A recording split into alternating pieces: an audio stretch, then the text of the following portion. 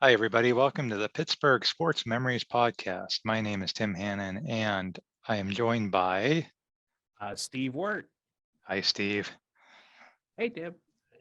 Today, we're going to talk about a topsy-turvy Steelers season.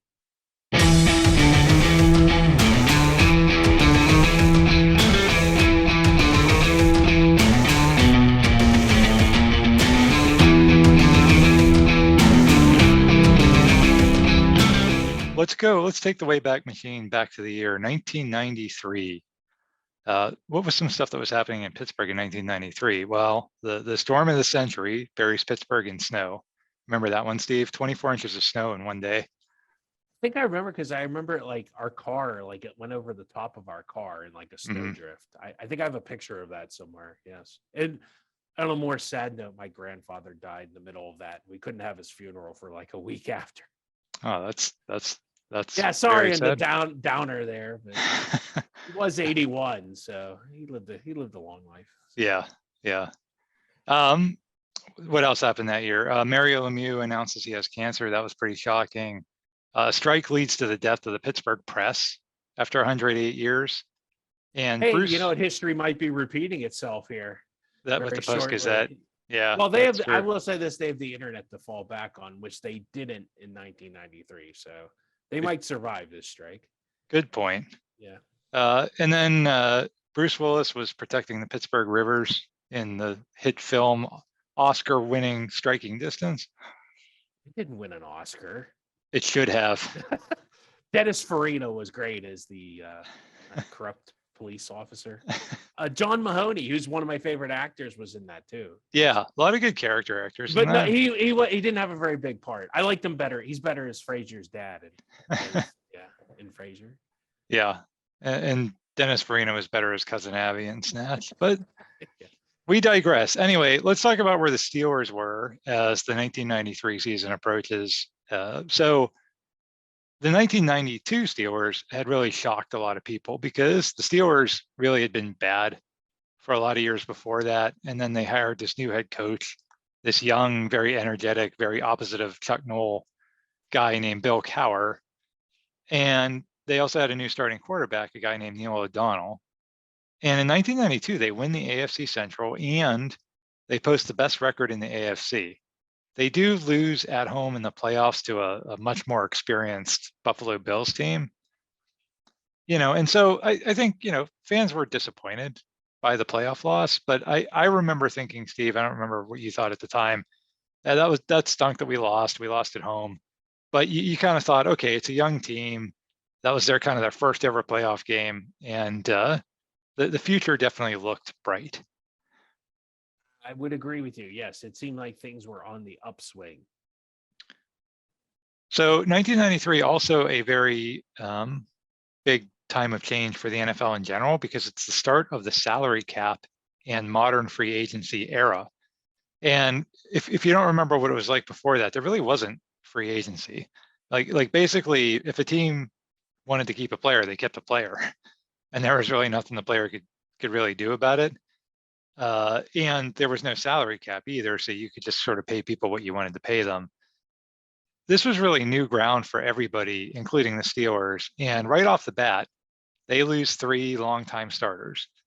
Tackle Tunch Ilkin signs with the Packers, and then they lose two starting linebackers, Hardy Nickerson and Gerald Williams, Gerald with a J, because that's what they used to always call him, because the Steelers also had a guy on defense named Gerald with a G Williams on the defensive line.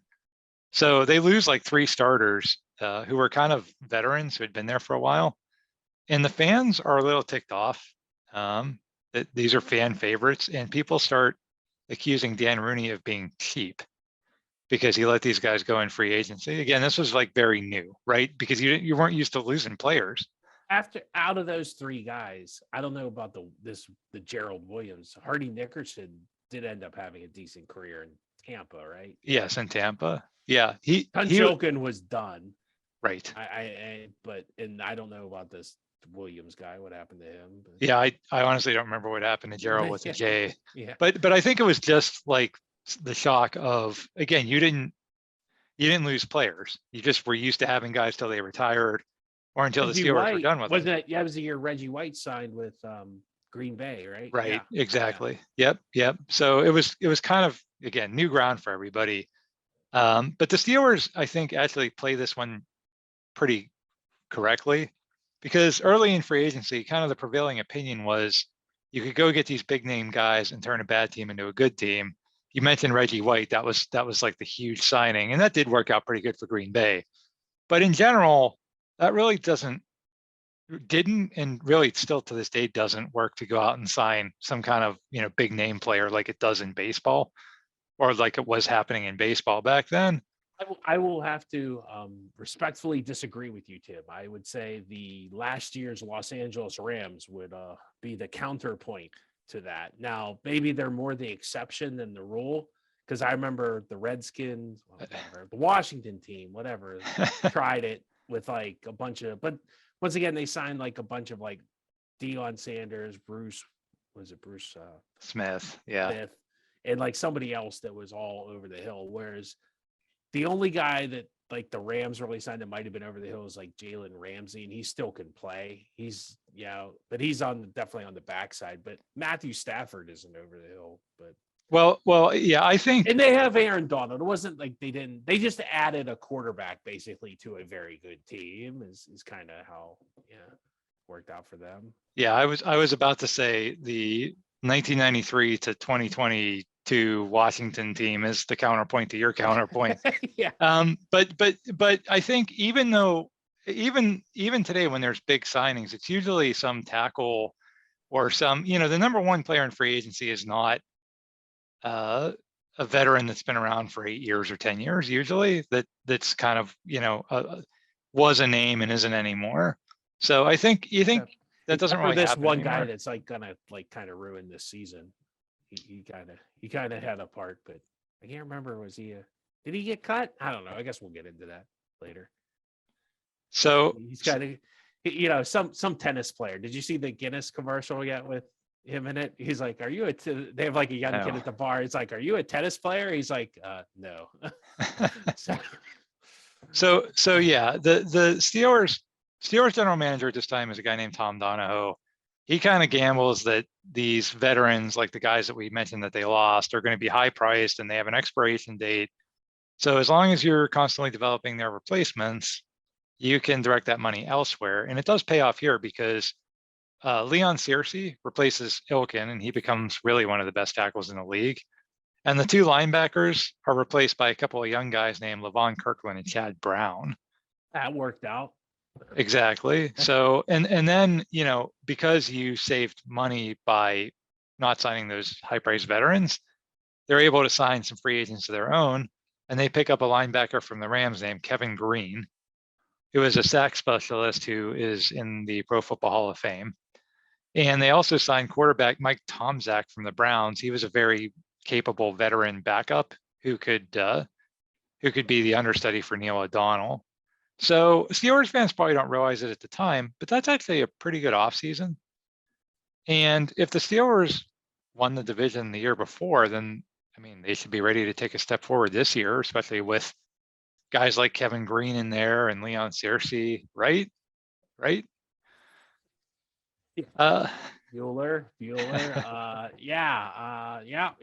Well, since I kind of know how this season goes, I'm kind of curious though, as we get into this, like what exactly happened. I'm curious to see what exactly happened here too. Well, let's get into that. I do remember they take a step back this season. We can say that going forward. Yeah, that's not too much of a spoiler. Yeah. I think we've been setting that up the whole time. The season isn't going to be a cakewalk either because the Steelers kind of have a target on their backs now, especially in the division. The team who they beat out for the division title in '92 was the Houston Oilers, who had kind of been the kings of that division before then. Houston does make it to the playoffs as a wild card in 1992. Are these Houston Oilers of which you speak? They're a old football team that changed their name to the Tennessee Titans. They had a cool country music song now. You ever heard that? Yeah, it was like "Love You Blue" or something like that. The Houston Oilers. Maybe we can play that at the end. Sure, I'll get right on that. Houston does make it to the playoffs in 1992 as a wild card, and then promptly blows the biggest lead in NFL history in Buffalo. So they decide they need to make some bold changes for 1993, and they hire a new defensive coordinator. It's a guy named Buddy Ryan. And Buddy Ryan was the architect of the 1985 Bears defense. So he was really new defense. He's also a hugely controversial figure. He got Oilers in are a definitely fight. playing with fire for sure there. He got in a fight with Mike Ditka during the Dolphins when the Dolphins played the Bears to beat their to ruin the Bears' undefeated season, if you believe that or not. In '83, was that '80? Yeah, I guess it's 85. Yeah, '85. Yeah, Yeah. not to preview anything that might be. I was coming going to up. say Buddy Ryan getting into fights with people on With his other own team. coaching staff, Right. yeah. Is it? Yep. Is it, We'll see how that works out for the Oilers. But Sports Illustrated does pick them to be in the Super Bowl preseason. And then also in the division, Cleveland has this young head coach guy named Bill Belichick. And they make a big splash for the 93 season when they snatch up free agent quarterback Vinny Testaverde, which was super controversial in Cleveland because they had a guy named Bernie Kosar who was their quarterback for years and who was from Ohio. And a lot of people were very upset when they signed, and it's almost like they cut Kosar. They signed Testaverde to basically supplant Kosar as the starter. So those two teams are definitely better. So again, not going to be an easy season. I don't think Ozar was that bad that last year either. It wasn't like a slam dunk easy call. So yeah, it was an odd. Yeah, well, we'll get into that too. It was odd how they treated Kosar. I have always thought that to this day, but well, it gets even odder as we get into this season. Well, so you got to remember, Belichick doesn't care about. He only cares about winning. he doesn't care about people's feelings. Yeah, and I give him credit for that. I mean, right. Sometimes you got to make the tough decisions, and he's not been afraid to make those over his career. So that's a fair point.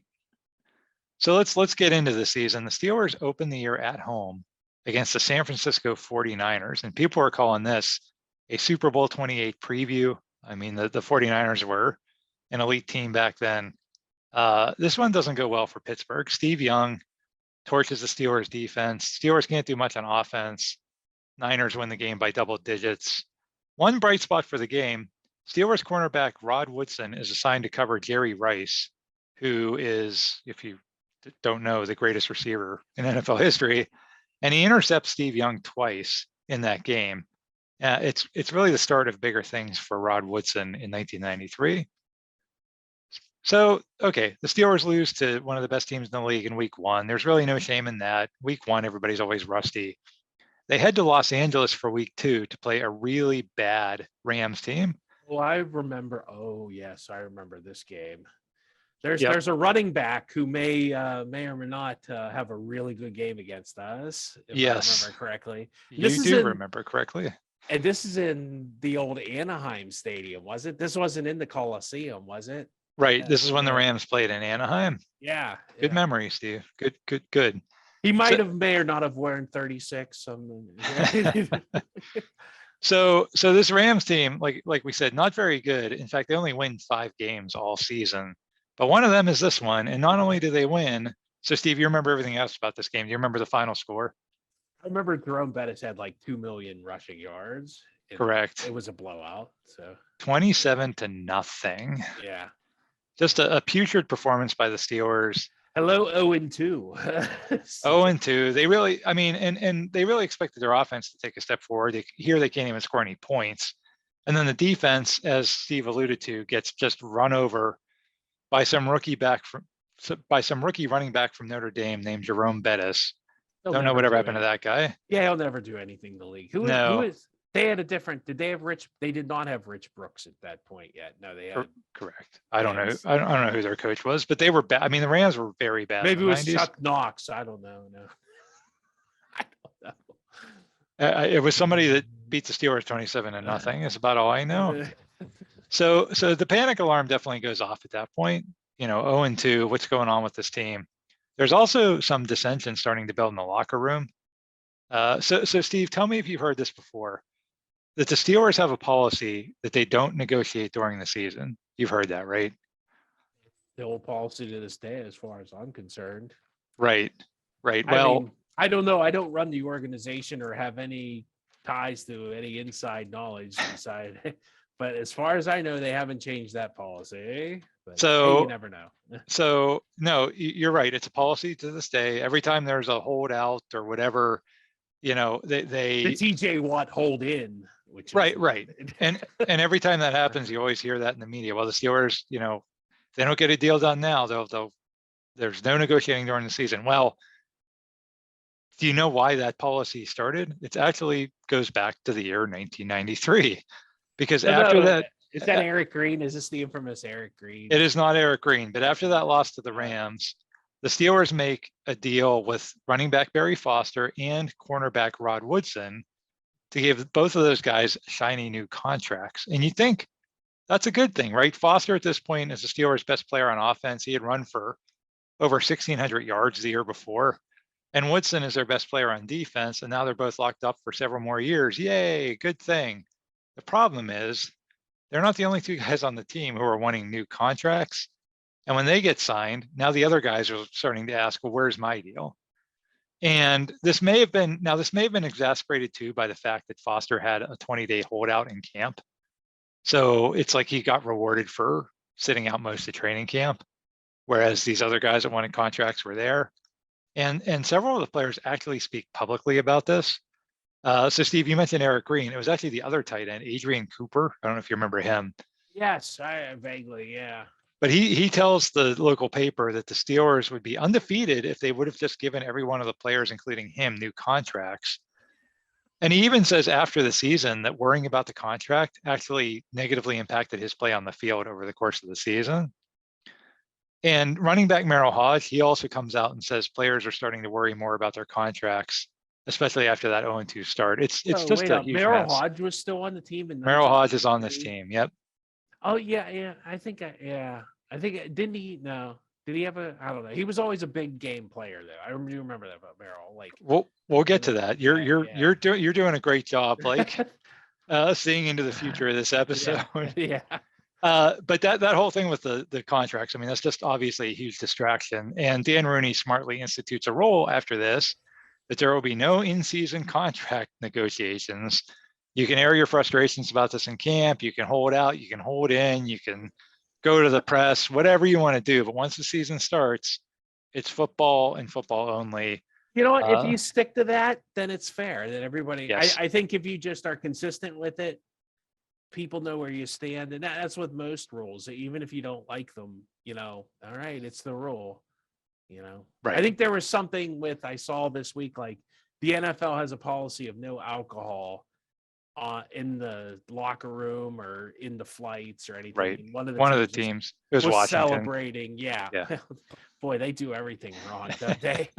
And so they got fined and they were like, oh, what a stupid policy. I agree with you. You're adults. It's dumb. But you know what? We all work at places and they all have dumb rules. If you don't like it, go collect the paycheck somewhere else where you can drink at work, I guess. go somewhere else, I guess, is what I would say. But and like you said, Steve, it's about setting expectations. So now if that's the expectation, then that's just the expectation. And no one has to worry. The GM doesn't have to worry about it. The coach, the players, when the season starts, the season starts. And I think that's worked pretty well since then. But unfortunately, they kind of had to learn that the hard way.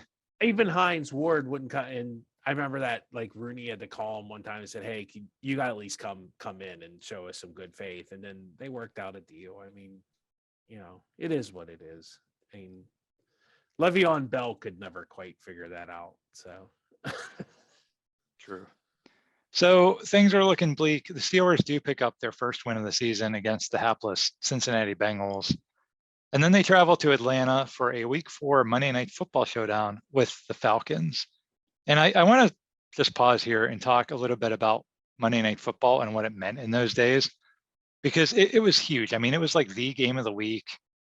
There was no Thursday night game. There was none of this other stuff. It was really, it was Monday, Sunday night, and that's it. Yeah. There was Sunday night. There was Sunday night, but it wasn't the same as Monday night. And the NFL only put like really good teams on Monday Night Football. Yeah. So for years, the Steelers had never really been included. But now after that 92 campaign, they're actually scheduled to be on Monday Night Football 3 times. Against during the Atlanta. 1993 season. Was this the two legit to quit Atlanta team? Well, Ooh, I wonder. we'll talk about that. But for Monday MC Night Hammer Football, might have been on the sidelines. Nice. for Monday Night Football though, I was super excited about this because Steve and I grew up in the suck era of the 80s, and to see them on center stage, I mean that was pretty cool. Full disclosure, Tim, I only started really watching the Steelers in '92. So, well, you still grew up in the suck era. I did. You can't change that. Well, I can change it. I watched a lot of crappy pit football in the '80s. So, does that make up There you for go. it? So Monday Night Football back then, they also had these like very showbiz-esque openings. The Pittsburgh Steelers, named for the industry that was this city's lifeblood throughout the franchise's history, especially during their Steel Curtain dynasty of the 1970s. Ferocious defense has been their trademark. So that kind of got you like excited, and then after, I mean, it's kind of funny. Even in '93, I don't think there were many steel mills left. I think the Coke Works in Hazelwood was still there. So that happened for years, where that was just put, the steel mills and hard hats, and it's like that hadn't existed for a while, but whatever. But then they would have the helmets like would crash into each other, Steve, like you said, and then they would play this opening theme song from Hank Williams where he would sing, "Are you ready for some football?" Remember? all my rowdy friends are here. All my rowdy friends, yeah. Yeah. However, We in don't- we don't- 1993, ABC decides people are probably getting sick of Hank Williams, and also Hank Williams not really like hip and cool. They wanted to reach a broader demographic, appeal to the kids. MC Hammer. Come on, MC Hammer. And so, well, what they got instead was a rotating group of musicians to do the opening every week. So listen to this lineup, Steve. No MC Hammer, unfortunately. Milli Vanilli. I'm trying. New Kids on the Block. You're a few years. This is not 1989. This is 1993. Okay. So Bon Jovi, Boyz II Men, Kiss, Bryan Adams, The Temptations. And for this game with the Steelers and Falcons, They thought, what's his name was dated, The Temptations. I mean, I like The Temptations, but geez. I mean, it's diverse. Yeah, I guess. So, and for this game between the Steelers and Falcons, we get an R&B number by Johnny Gill. Oh, nice. So From a New Edition. Yes. Yes, from New Edition. Rub You the Right Way. That was a B94 classic. I remember that. So anyway, on to the actual game itself. Oh, you don't have the audio to run? Oh, the Johnny Gill opening. Oh. I won't even tell you how many hours I wasted trying to find the audio for that. I won't. I'm just gonna brush past that. Should be our outro. Is "Rub You the Right Way" by Johnny Gill. I'm just gonna brush past that because it's like giving me PTSD just thinking about how hard I tried to find that and couldn't. So, onto the game itself. The Falcons are being coached by our old buddy Jerry Glanville. I knew it. I knew it was Jerry Glanville. Oh, and his job is in trouble. So they desperately need a win, just like the Steelers. And it doesn't start well. The Steelers give up 14 first quarter points on 2 splash plays. They have a 46-yard. Is it Bobby Hebert or Bobby Herbert? I believe it was Bobby Hebert. But that doesn't really matter who their quarterback is, because in the first quarter, they get a 46-yard fumble return and a 97-yard kickoff return. That kick return would be the start of a very bad trend for the Steelers special teams, which we'll talk much more about as we get into this episode. Bobby Hebert was maybe not. I don't know. Maybe it was Chandler. Was it Chandler? I don't know. I think it was Bobby Hebert. Yeah. Chandler's been with the Oilers though. Or the Steelers do come back though from that deficit, and they score 45 points. Their most points in almost a decade. The offense finally starts playing well. O'Donnell has 2 touchdowns. Barry Foster scores 3 touchdowns. Rod Woodson makes 2 more interceptions, and he even gets into the game on offense, where they had him run the ball on an end around play that goes for exactly 0 yards. But it was still cool to see him in on offense.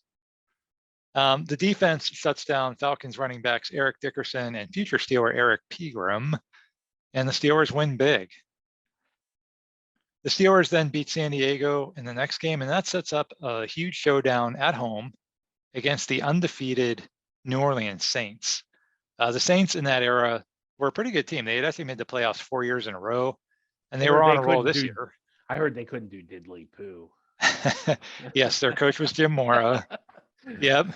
But this year they were undefeated coming into Three River Stadium. But Rod Woodson gets a pick six in the first quarter, then has another interception that sets up a touchdown, and the Steelers are just off and running right Wait a from minute. the get-go. Okay, I remember another thing that happened. Okay, now the 2-4. What is he up to? 6?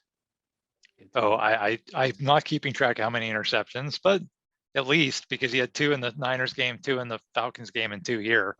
Yeah, because he gets up to a certain number, and then like they're like, oh, 12, because Dick Night Train Lane, I think, still holds the record at 12. He does, yeah. But I like think, yeah. when Rod got like the 6 or 8, it was like, we're not throwing on that. We're just throwing on this side of the field. Yeah, Woodson had a bunch of there was talk. I think that record for Night Train Lane's 14 actually. Oh, it's And there 14? was a lot of talk of maybe he'll break that record, but yeah, he doesn't quite get there. The Steelers in this game against the undefeated Saints take a 37-0 lead before New Orleans gets some garbage points at the end. So, I mean, now this team that started 0-2 just beat the best team in the league. Their offense is exploding with points. Woodson's basically already locked up Defensive Player of the Year at this point. Even kicker Gary Anderson's on fire. He sets the team record for accuracy that year and makes it to the Pro Bowl.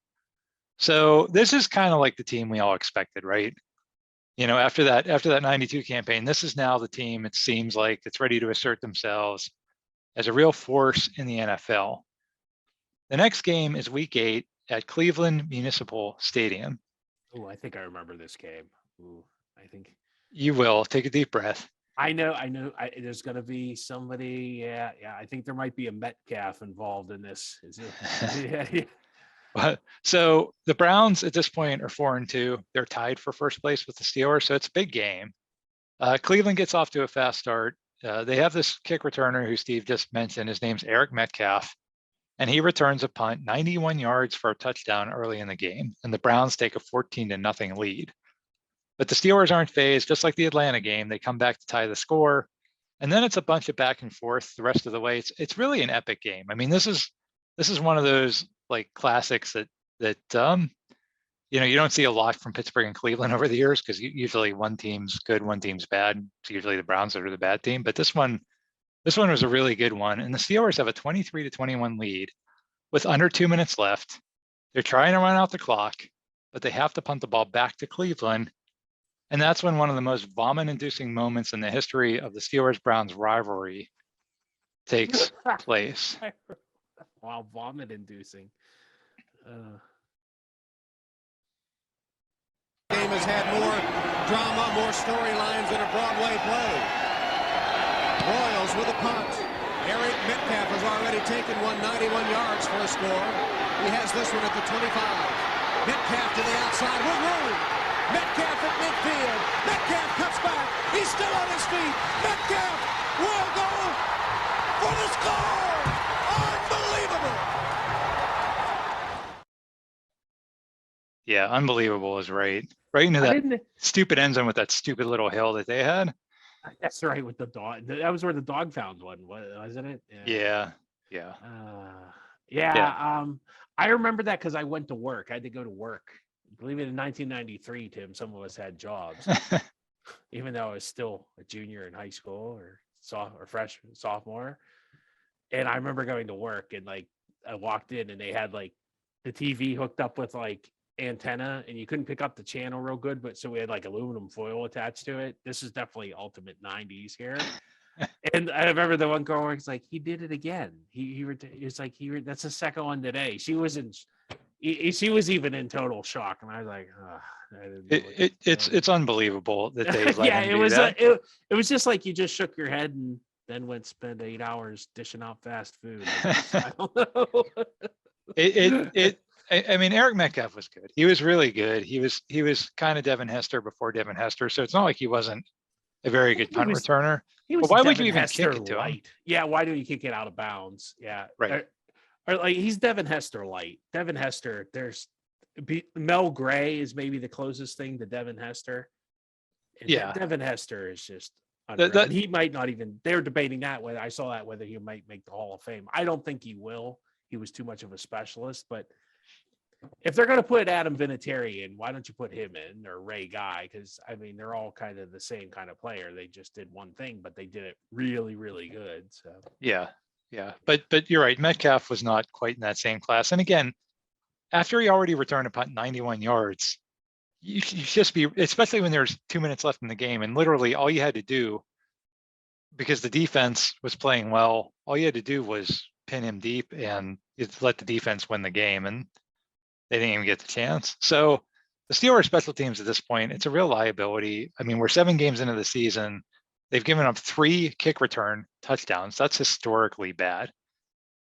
The next game is at 0-7 Cincinnati, and the Steelers again go down early. The Bengals take a 16-0 lead before the Steelers mount yet another comeback to ultimately win the game. So we're seeing a pattern here, right? We called this episode the roller coaster Steelers because you never know which team is going to show up. Not even just week to week, but like quarter to quarter. You know, they're down 16-0 to the 0-7 Bengals, and then in the second half they kind of blow them out. So that game with the Bengals is followed up by a showdown at Three River Stadium with the Buffalo Bills. And it's another Monday Night Football game. Oh, yes, I know. Oh, well, yes, I remember this one. Yeah. It's another Monday Night Football game. Do the introduction? No. For this one, we get a nice little instrumental from Santana.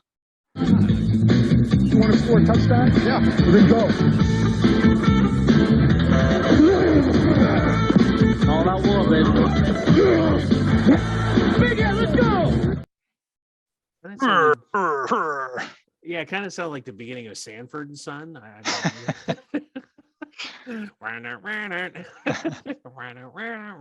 So that was the musical artist for that night. But this game, I mean, the Bills of this era were the cream of the crop in the AFC. Yeah. At this point, they were 3-time defending conference champions, and they had owned the Steelers. They had beaten them 3 times in the previous 2 seasons, including that aforementioned 92 playoff game. And none of those games were particularly close. They had this no-huddle offense: Jim Kelly, Thurman Thomas, Andre Reed, James Lofton. The Steelers defense could never stop it. Surely the 5-3 Steelers, who just had to mount a massive comeback to beat the 0-7 Bengals, they're not going to be up for this challenge, right? Final score: Steelers 23, Bills 0. That was a heck of a game. You think Don Beebe remembers this game at all? I doubt it. So what Steve's referring to there is this is the game, you might have seen this hit before. Steelers had a safety by the name of Gary Jones, just absolutely destroyed Don Beebe. Probably one of the most jarring hits you'll ever see. The offense outgains the Bills 400-157.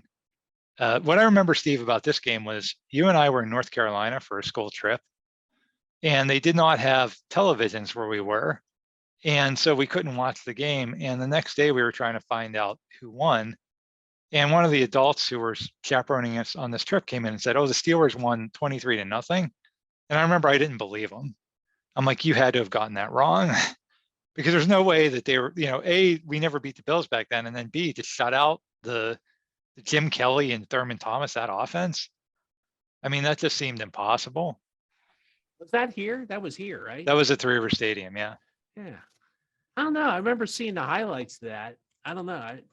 Are you sure we were in North Carolina? Boy? Yes. Yeah. Trust me. I just remember Don Beebe spitting on his head.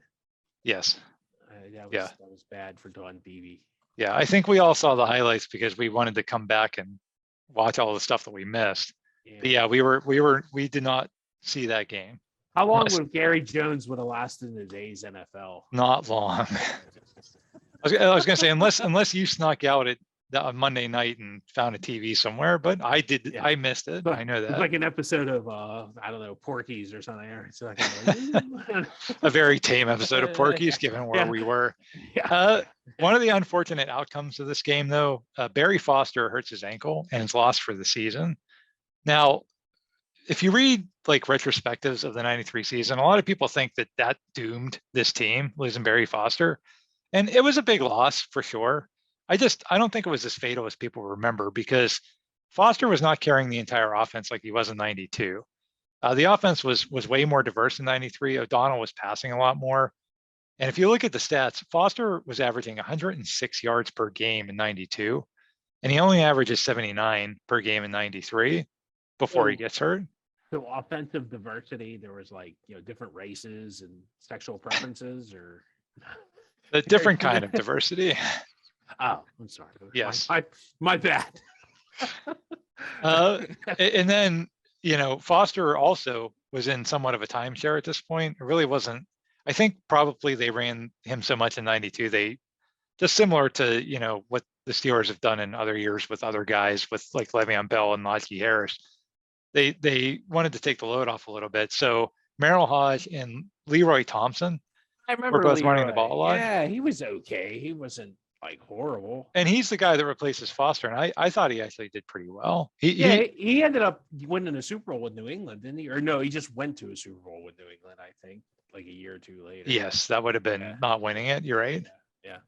But He likes to back up like really good running backs, I guess. He's like, hey, Curtis Martin's there. I'll back him up. So the Steelers are, even with the loss of Foster, I think the Steelers are probably feeling pretty good about themselves. They've got the NFL's best defense, which just took out the almighty Buffalo Bills. Next up is a trip to Denver to face John Elway, who's also a pretty good quarterback. That one doesn't go well. Elway torches the defense. The Broncos win in a blowout. Bunch of fumbles, bunch of Steeler mistakes in this game. So once again, it's like, who is this team, right? Shut out Buffalo Bills. And then they go to Denver and they get blown out. In Denver, so. It is a tough place to win, for sure. Was that? Oh, that was the game where Richard Shelton got run over, wasn't it? No, that would have been before that. Oh, that was 92 then? That would have been 91 or 92 because he was gone by then. Yeah. Ah, okay. Yeah. Yep. We talked Well, they about that got- in a previous episode. Yeah, they've gotten blown out by Denver in Denver a couple of times. They have, yes. Yeah. A lot of people did back then, to be fair. Yeah. So at this point, the Steelers are again in a first place tie in the division, but it's not with Cleveland anymore. Now it's with Houston. In the Eric Metcalf game against the Steelers, Vinny Testaverde had gotten hurt, but the Browns, it was okay, right? Because the Browns still had Bernie Kosar. Well, no, they didn't, because they waived Kosar. Yeah. This is after Testaverde got hurt. I think they started Kosar for a week and then Belichick cuts him. And they decide to start Todd Philcox. And they promptly lose a bunch of games and fall out of contention. He wasn't quite the genius that he. I think he could have got by until Vinny came back, right? I mean, he apparently thought Bernie was just so washed that he had to go with this Todd Philcox guy. Philcox? Yeah. That guy was not even a good backup. I mean, When the Patriots hired Belichick, remember there was a whole fight with the Jets. The Jets were going to hire him, Yeah, and the Patriots yeah. like stole him away. When that all happened, I remember watching that, and I remember saying, they're fighting over the guy that cut Bernie Kosar. What idiots! That guy sucks. And of course, I was not proven right. So well, he hadn't become like, I think he hadn't found the right owner yet. Like sometimes it takes a guy getting with the right owner. or even maybe making some mistakes that you learn from, Yeah, right? Maybe that was a I mistake. mean, not that. I mean, Art Modell wasn't a. I know I'm going to get myself in trouble with Cleveland. Art Modell wasn't a bad owner. I mean, he did a bad thing at the end. It's the classic. You do one thing at the end of your life, Right. everybody remembers you for it. He cared a lot about the franchise for sure. They And he won made a some lot tough of games. decisions. They were a hell of a lot more successful with Art Modell than they have been with the 20 different owners they've had since him. That's I will correct. say Yeah, that, that's so. very true. And the Ravens have done okay. So Yeah, you're right. and they've won 2 Super Bowls. You're right. He so- wasn't a bad owner, but everybody remembers him for moving the team, which is pretty lousy thing to do, to be fair. So it's Houston that's now in first place with the Steelers, and they're playing the Steelers at home with first place on the line. And once again, the Steelers lay an egg. The Oilers win 23-3. It's just amazing, some of these scores. Like, it's like the Steelers offense either scores like more than 40 or like less than 5. There's no in between. there. Yeah, I mean, because 92 was a lot of like run the ball, win like the 16-13 games, that kind of stuff. This year, it's really all over the map. Now, to be fair, 23-3, this game's a little closer than the score indicates, because the Steelers had a wide receiver. His name was Jeff Graham. They had drafted him out of Ohio State in the second round of the 91 draft. So they're kind of expecting big things from him here in his third season. He arguably has the worst season of any Steelers receiver ever. We've talked about him in previous episodes. He just cannot catch the ball that year. And it really hits a boiling point in this game at Houston. The Steelers have a chance to get a touchdown right before halftime, but Graham drops a long pass that would have put them in the red zone. And then later in the game, O'Donnell gets knocked out and Tomczak comes in and heaves what should be a 42-yard touchdown pass to Jeff Graham, but he drops the ball in the end zone. Yeah, I think no, that wasn't the one Tomczak. Was that the same game Tomczak got in a fight too? I believe it was, yeah. Yeah. So just an ugly performance all around. The Oilers are now in the driver's seat in the division.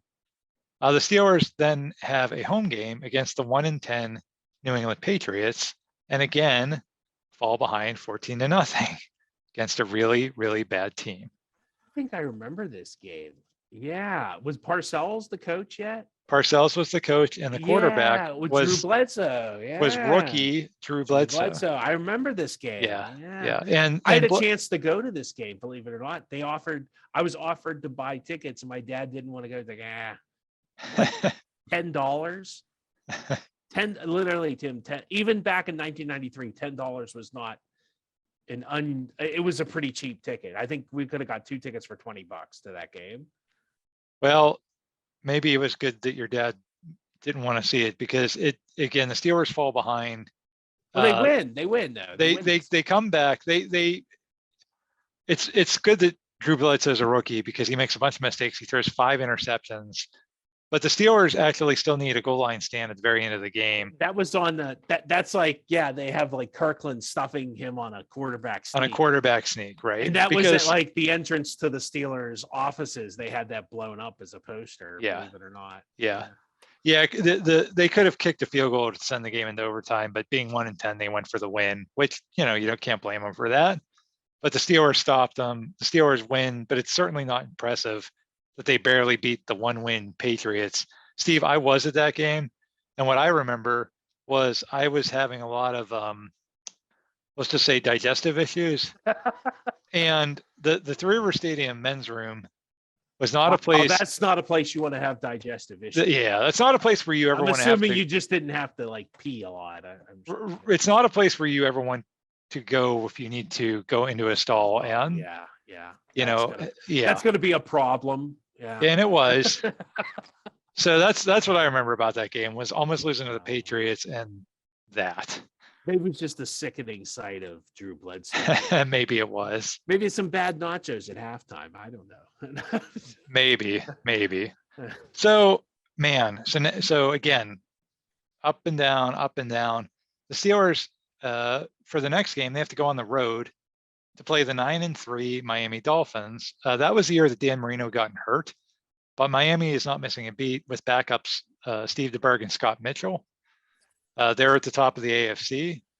And Steve, this is another Monday Night Football game. I know what's going to happen. So let's see who we have opening up this one. And Steve, I think you're going to recognize these guys.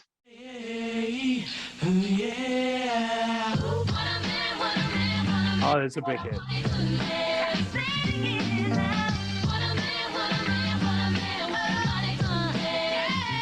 The Pittsburgh Steelers tough on the rush. Donnie makes me nuts with every single touch. He sends quality balls to the fellas when he can take the big hit. Why? Cause he's a real man. They're cold-hearted fighters and they're knocking out. Don't take them for the suckers, cause it's not what they're about. When I need my scores, you know there'll be a fight. It's time to pay off Monday night. Damn right.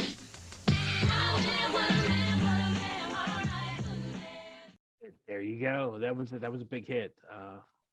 I think I think my first CD was by Salt and Pepper, but it was the CD single to Shoop.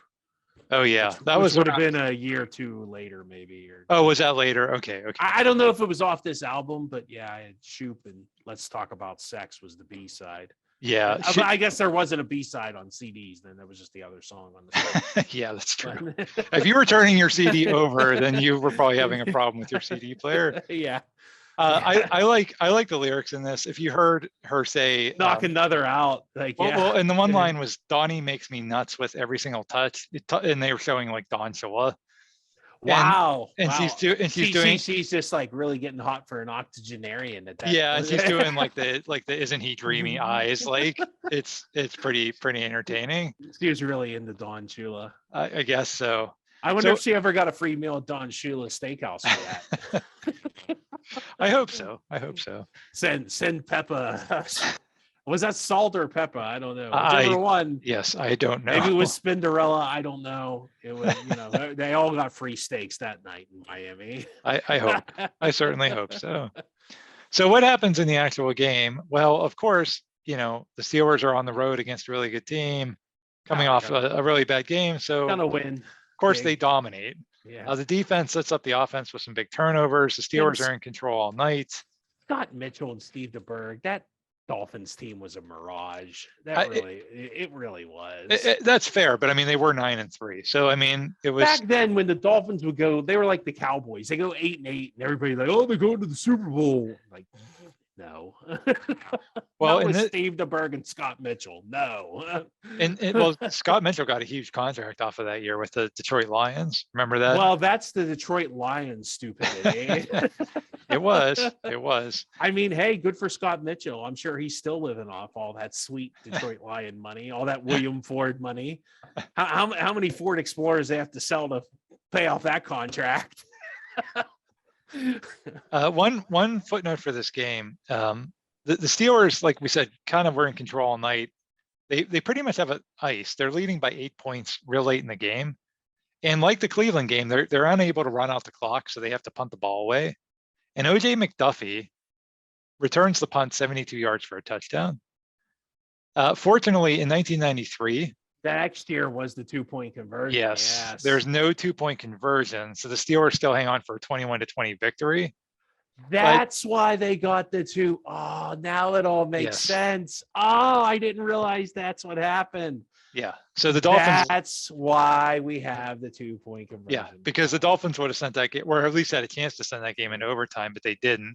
But Because Don Shula got screwed. And who owned it? Did Robbie still own the team? it didn't I matter think who the owned it. It Robbies- was. It didn't I think the matter who owned it. Robbies still owned it. It wasn't Wayne Huizenga. That makes perfect sense now because I remember that the 2-point came in the next year. Yes. Yeah, this league, boy, the more things change, the more they stay the same, don't they? Huh? For sure. Hall of Fame coach gets screwed. They change the rules. It Yeah. Nevertheless, it's unbelievable that the special teams gave up their 4th kick return touchdown of the season and very nearly blew that game in the process. So, okay, now the Steelers just beat the team with the best record in the AFC at their stadium a week after looking like a complete dumpster fire. Now they have to come home to play the second game against Houston, and they're a game behind them in the division, but now they have a chance to tie them with a victory. As is their MO, the Steelers go down in that game 20-0 in the first half. This time they are not able to mount a comeback. Houston wins the game and they clinch the AFC Central Division. After the game, Buddy Ryan says, quote, "I thought Pittsburgh would play more physical than they did. All the talk they do, they just don't walk the walk." End quote from Buddy Ryan, who always like to antagonize people. Well, So I don't think he was wrong because I remember that too from some of those cower teams. Like there were games like they show up and they're like knocking Don Beebe out, and then there's other games like this Houston game, and it's like they're like timid little. Yeah, so I don't know. It was a weird season. Normally that goes to coaching when you see like up and down stuff like that. So I don't know. Maybe Cowher is still a young coach. So it Yeah. happens to Tomlin too. So I don't yeah, know. fair. And you're right. I mean, Buddy Ryan was a jerk, but he wasn't wrong. The Steelers obviously. Yeah, didn't just want because to somebody's a jerk, it doesn't make them wrong. Right. Doesn't make them less of a jerk, though. No. No, definitely not. Both could be true at the same time. So now the Steelers are 8-6. There's 2 games left in the season, but lucky for them, they're still in control of their own destiny for a wild card spot. And the last 2 games are against bad teams, the Seattle Seahawks and the reeling Cleveland Browns. So the Steelers promptly go up to Seattle and get thumped 16-6 by the Seahawks and their bottom-ranked defense. A Seahawks running back named John Vaughn had 138 yards rushing in that game, whoever that guy was. So, once Couldn't again, name another. What was this? The '93 Seahawks. Rick Meyer. Courtney. Yeah. What was that? Who was that big defensive lineman? Was he on that team yet? Courtney. I can't remember his name. They had a guy who wasn't too bad. I can't remember, but geez, Rick Meyer. They lose to Rick Meyer. Ugh. Yeah, Who was Rick their Meyer. coach? I couldn't even tell you who their coach was. Ugh. Wow. Yeah, I couldn't tell you that either. Cortez Kennedy is the guy you're thinking of. That's yeah. He was good. Now that guy. He was very good. Yes. Yeah. So again, like what in the world? You're gonna beat New Orleans, Buffalo, Miami, these elite NFL teams, but you can't beat Rick Meyer when your season's literally on the line. So now it all comes down to the final game of the season at home against Cleveland. Testaverde's back at this point, but the Browns have lost 6 out of their last 8. The Steelers not only need to win, but they also need help in order to qualify for the postseason. And once again, the Steelers go down in the first half.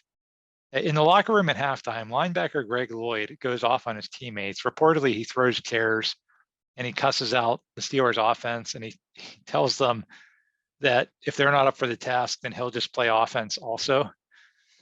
To his credit, Lloyd backs up his talk by forcing 2 fumbles in the second half. The offense responds as well. Eric Green catches a touchdown. The Steelers do win the game. Of course, like we said, that didn't lock anything up. The Steelers needed help, and it's from an unlikely source. They need the Oilers to beat the New York Jets in the Sunday night game. And this game becomes infamous due to the fact that Buddy Ryan punches his own offensive coordinator, Kevin Gilbride, future Steeler offensive coordinator, Kevin Gilbride, on the sidelines. The man all orchestrating this is one Jack Pardee. Yeah. If I remember correctly. Yes. He was just like a nice guy. He played on the one of the Washington teams, didn't he? Mm-hmm. The team that lost Super Bowl to Don Shula. Yeah. So, I mean, he's like a really nice guy, but he kind of has 2 jerk assistant coaches. If you ever want to watch an entertaining story, watch, I think it was either a Football Life or a 30-30 that they did on the 93 Oilers team. It is an absolute soap opera. Yeah. I think somebody died. Doesn't somebody die? I think. Yeah, Jeff Alm. Jeff Yeah. Alm. He was I think he was a defensive lineman. He actually committed suicide. It was the week before that Steeler game that we mentioned. So yeah, there was just a lot of crazy stuff that happened. They had a big controversy. One of their players sat out a game because his wife was having a baby, and that was a huge controversy. There was all kinds of stuff that happened during that year. But let's go back to the Steelers. The Oilers do win that game and do the Steelers a favor. They shut out the Jets 24-0, which means that the 9-7 Steelers, after all those ups and downs, they're in the playoffs as the AFC's number 6 seed. And no one's really quite sure what to expect at this point. I think. Well, no number 6 seed has ever won the Super Bowl. Yeah, well, I don't think a 6 seed's even made it to the AFC Championship game at this point. Not at this point. No. But I mean, here's what I would say. We know 3 things about this team at this point. Number 1, they play down to their competition, but they play well against elite teams. And now that we're in the playoffs, there's only elite teams left. Number 2, they're not great in the clutch. And number 3, their special teams is absolutely atrocious. So let's talk about what happens in the playoffs. Their opponent in the wild card round is the Kansas City Chiefs. They're playing at Arrowhead Stadium, which is a tough place to win. And Kansas City has a quarterback named Joe Montana, who you may have heard of, won 4 Super Bowls. Was the greatest of all time before that Tom Brady guy came along. This game is on ABC because in addition to getting the Monday night games, ABC also got to televise 2 wildcard playoff games. So now, Steve, we're in the playoffs. Who do you think they're going to pull out for this opening? Like who's really big in 1993 that they would pull out for this? Who's left? I don't know. I haven't heard. Boy, I don't know. Bon Jovi. Michael Jackson was pretty big back then. I don't know, like Nirvana, maybe something different. Somebody. Nirvana is not going to do a Monday Night Football game, Tim. It's not happening. Do you see Kurt Cobain? Yeah. No, it's not happening. Well, it's you'd think it's the playoffs, right? They want to make it a big thing. So let's hear definitely the Temptations. No. Let's hear who they got for this wild card game between the Steelers and Chiefs.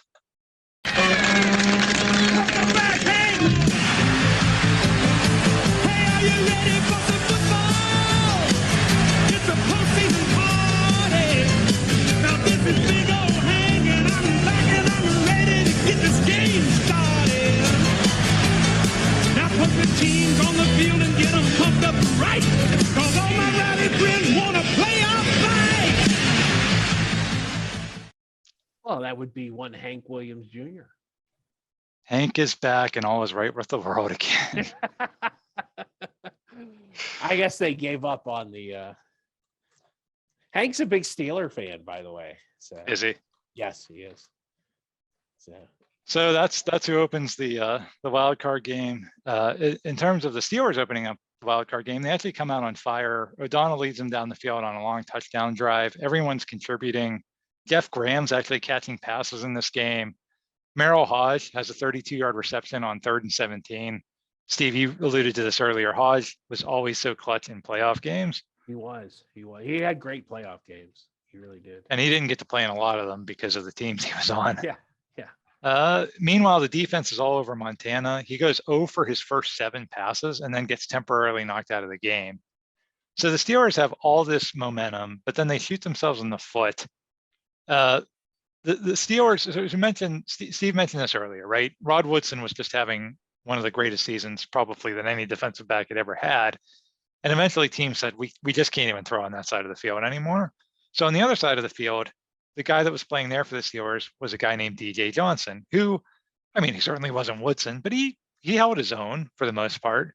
I don't think he was the Fresh Prince either. But, DJ Jazzy Jeff.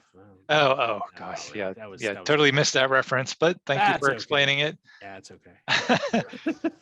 DJ Johnson loses his mind in this game. He kicks Chiefs receiver Tim Barnett in the head, and he gets thrown out of the game. Which, I mean, to get ejected from an NFL playoff game, you have to do something pretty egregious, and DJ's up for the task. Not only somebody in the head will do it. That'll do it. Yep, Yeah. that'll do it. You can't really ignore that and let that one go. Not only does it give Kansas City 15 yards and the momentum back, but it also gets them a touchdown on that drive. Just a really, really hard thing for the Steelers to come back from losing one of their starting cornerbacks to ejection in the first half. The game kind of seesaws back and forth after that. It's tied with 4 minutes left when O'Donnell leads them down the field and hits Eric Green on a 22-yard touchdown pass. And you really have to, people will never remember this, but O'Donnell was really clutch in this game. He throws for almost 300 yards. He has 3 touchdowns, no interceptions. And he really does plenty more than enough for them to win. The Steelers have a 24-17 lead. But this is Joe Montana we're playing against, right? The guy that can work miracles. But the defense sacks him on a 3rd down. Kansas City has to punt. The offense runs some time off the clock, makes the Chiefs use all their timeouts. And now the Steelers are going to punt from around midfield. With Kansas City, I mean, no timeouts left. We're like in the final moments of the game here. So can Joe Montana drive, 80 or 90 yards? Sure. He did that in the Super Bowl. He can certainly do it, but against the Steelers defense, it's not going to be easy. And so the Steelers are really in good position here. Like they really have a strong chance to pull off a huge road upset in the playoffs, just like the New Orleans game, just like the Buffalo game, the Miami game. The Steelers can be elite when they play like an elite team, and maybe they can make a Super Bowl run after all. All they have to do is punt the ball away.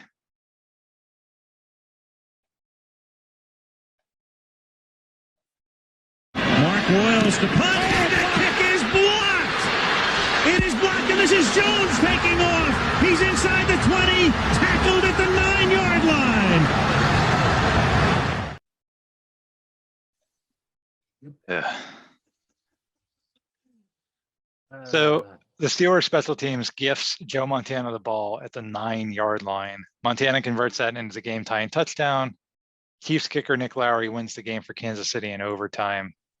And that's the end of the Steelers season. Didn't Joe special team- Montana, didn't he convert like a third and something on one of those drives or a fourth and something?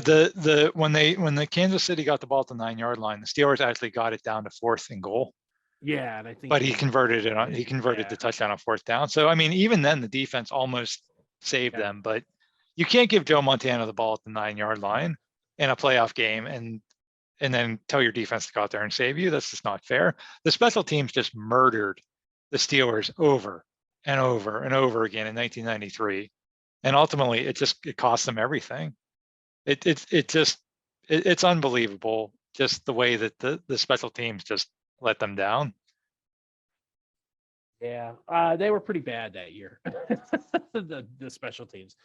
It's kind of a weird, inconsistent year too. So, and like I think I don't know if I've told this story before. I know I told it to Tim, but like when I went out with my mother and my sister, they wanted to go shopping and they went into like Ames or something. I remember some store that doesn't exist anymore. And I was sitting in the parking lot listening to this game on the radio. And like I remember like Jack Fleming was like with the call, and this is like later in Jack's career when he really wasn't with it. Like he would call everything like 30 seconds after it happened. And like I remember like Nick Lowry is lining up for the field goal. He's like, and it's a field goal. And then like it's up. And then I hear like, you know, they're on the road. It's like all this cheering. I'm like, well, I guess that's the game. Then he's like, it's good. It's like, no, really, Jack, is it? Thanks, buddy. Fun fact, Steve, that was actually Jack Fleming's final Steeler broadcast. So you were hearing history there. Should have probably been his final broadcast a little bit earlier than that, unfortunately, for Jack. But you mentioned the up and down of the season. It really played out in this playoff game. You know, it's like they had the game under control. They were beating Joe Montana in the first half. Then the ejection happens and they start looking like the bad team again. But then O'Donnell leads them down the field and they're going to win the game. And then the special teams blows it. It was just a microcosm of the whole season in that one playoff game. And, you know, realistically, there was probably no way this team was going to go real deep into the postseason just playing the way they did. No, and it is weird they had that down year, but I guess, yeah, I don't know if it wasn't injuries like you were saying, like Foster probably didn't help Barry Foster getting hurt. Maybe they could have ran out the clock at the end of that Kansas City game, but at the same time, it really was inconsistent. It really was. Maybe I think this team had some players that didn't like maybe fit in either. Like, I don't know, like Barry Foster. Like I don't know. You know, and there's and they got Tim McKyer too the next year because of the whole, you know, DJ Johnson thing. Yes. So yeah, let's talk about the aftermath of this. Special teams coach John Guy is fired 2 days after the season ends, which is not a surprise. Jeff Graham is traded to the Chicago Bears and actually goes on to have a pretty productive career after his very miserable 93 season.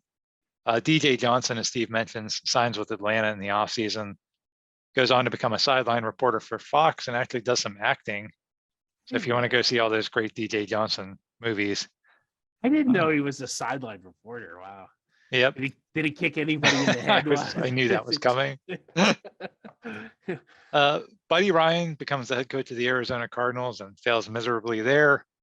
Bernie Kosar signs with the Cowboys to back up Troy Aikman and actually gets a Super Bowl ring that season. So good for Bernie. Dallas really was the team to beat that year. I mean, when you're talking about it, Atlanta really wasn't the best team in the NFL. They were just the only one that was left undefeated. The best team was San Francisco and Dallas. They're really, you're right. And the AFC was very weak. Well, I think Buffalo won the AFC again that year, didn't they? Yeah. Buffalo won the AFC and lost the Super Bowl to the Cowboys. Was that the year they played the Raiders in the championship game? No, they played Montana. They did play Montana? Because after the Kansas City beat us, they went down to Houston and upset the Oilers. That's right. Yeah. And that was just the end of the Oilers season. It was really the end of the Oilers. They never did anything after that, and then they moved like 2 or 3 years later. No, yeah, seriously. Yeah. As for the Steelers, I mean, Steve, you said, they had that setback. they do rebound though. I mean, I think maybe it was a good season of, lessons learned, or like you said, even like trying to find the right personnel, because they go on to make the AFC Championship game 3 out of the next 4 seasons, and they make it to Super Bowl 30 in 1995. That team in the 90s doesn't win a championship, but boy, they come awfully close a few times. And those subsequent seasons are not nearly as, enigmatic as this 93 season. So they definitely kind of Cowher and Donahoe and everybody kind of reset the ship after this, and they went on to have some pretty good teams. Yeah, there was some coaching changeover too. I think, there was Chan Gailey was up and coming. I mean, Ron Earhart was technically the offensive coordinator, and then I think Dom Capers was still the defensive coordinator for a couple more years. Correct. Yeah, and Dick LeBeau, I think, was like the secondary coach. So eventually, they had good I don't know coaches. in this year, but I think a year or two down the road, I think that did happen. Yeah. Yeah, so they had some. I mean, again, they had, and maybe it was just that 92 season. We could do an episode on that too, but I don't remember that having a whole ton of adversity. The Steelers kind of, were pretty good all year. They won games convincingly. They had that solid running game. So They just kind of surprised.